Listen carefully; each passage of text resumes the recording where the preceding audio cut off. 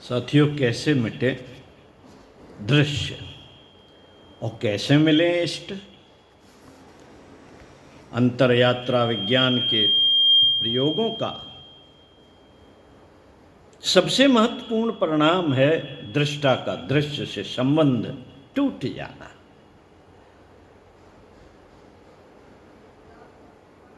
यदि ऐसा संपूर्ण रूप से हो सके तो दृष्टा अपने स्वरूप में स्थित हो जाता है। किसी भी योग साधक के लिए यह आदर्श स्थित है।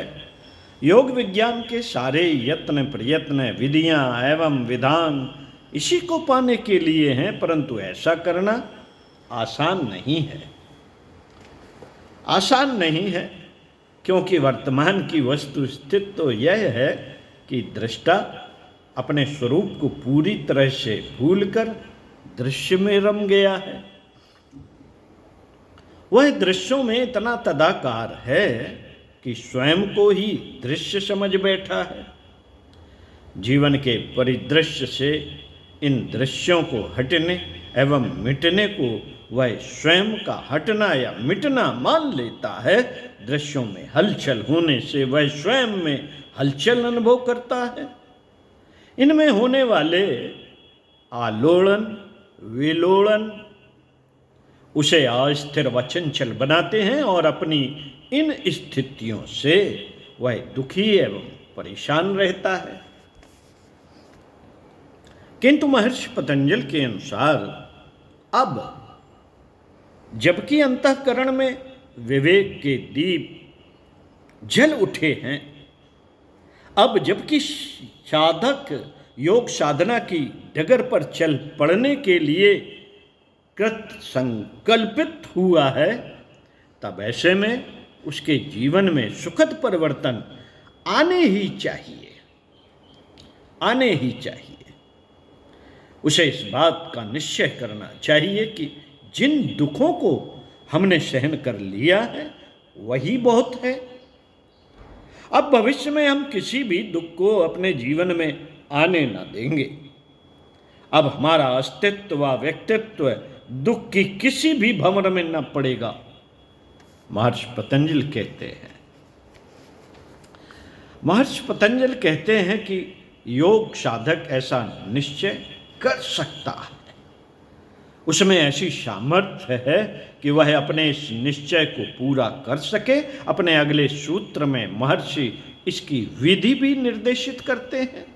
वह कहते हैं, दृष्ट दृश्ययोः संयोगो हेय हेतुः 2/17 शब्दार्थ दृष्ट दृश्ययोः दृष्टा और दृश्य का संयोग, हे हेतु ऊपर कहे गए हे का कारण है, ऊपर कहे गए हे का कारण है। दृष्ट और दृश्य, दृष्टा और दृश्य का संबंध यही दुख बनाता है। इस संबंध को तोड़ देना है। महर्षि अपने सूत्र में दुखों का समूल विनाश का सत्य कहते हैं। यदि दृष्टा और दृश्य के संबंध न रहे तो दृष्टा अपने स्वरूप में स्थित हो जाएगा, परंतु व्यवहारिक जीवन में ऐसा ठीक ठीक घटित हो पाना संभव नहीं है। हाँ, इस महत् कार्य को विभिन्न चरणों में अवश्य पूरा किया जा सकता है। जैसे जैसे योग साधक इस ओर आगे बढ़ेगा, उसके दुख धीरे धीरे कम होते जाएंगे और अंततः समाप्त भी हो जाएंगे। जो पतंजलि के पथ पर चलने वाले हैं, उनके मन में पहला सवाल यह होगा कि वे कहाँ से प्रारंभ करें अपनी यह दुख निवारक साधना। तो इसके उत्तर में यह कहना है कि ये विविध दृश्यों में और उनके परिवर्तनों में भटकने की बजाय किसी एक दृश्य में रमे, उस दृश्य से जोड़ें अपने संबंध की डोर। यह प्रयोग में बेहतर, इस प्रयोग में बेहतर यह होगा कि वह दृश्य सात्विक, मंगलमय एवं शुभ हो। साधकों का अनुभव कहता है कि यह दृश्य अपने सद्गुरु अथवा अपने आराध्य का चित्र अथवा मूर्ति हो सकती है, अथवा अपने सद्गुरु साक्षात भी हो सकते हैं। ऐसा नहीं है। ऐसा नहीं है कि गुरु या इष्ट के साथ संबंध जुड़ने से जीवन के अन्य कार्य व कर्तव्य समाप्त हो जाएंगे। ये सब यथावत चले रहेंगे, चलते रहेंगे यथावत।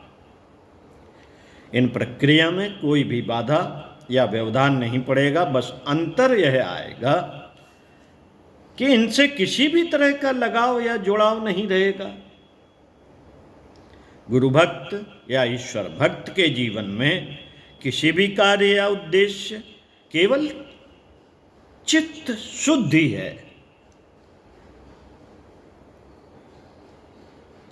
केवल चित्त शुद्धि है। फिर वह कार्य कुछ भी हो, वह कार्य सामान्य गहराइयों के रूप में भी हो सकता है, सामान्य गृह कार्यों के रूप में भी हो सकता है, और विशिष्ट राजकीय दायित्वों के रूप में भी।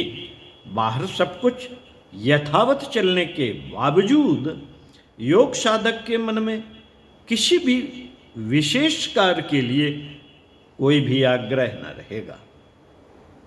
कोई भी आग्रह न रहेगा। वस्तुओं, व्यक्तियों एवं कार्यों के छूटने, बिछुड़ने अथवा आ मिलने की कोई भी चिंता न रहेगी।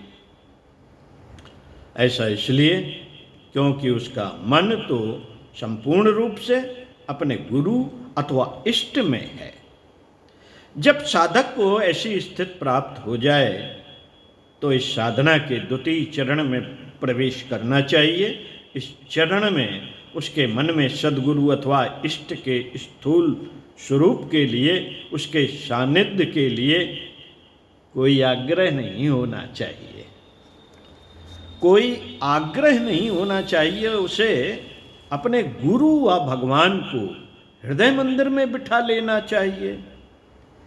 भावों के मंदिर में भगवान की प्रतिष्ठा और उनकी पूजा के उपचार भी मानसिक एवं भावनात्मक होने चाहिए। इस दूसरे चरण की साधना में पूजा के स्थूल उपायों की कोई आवश्यकता नहीं। उल्टे इन्हें छोड़कर मानसिक एवं भावनात्मक पूजा करने में ही कल्याण है।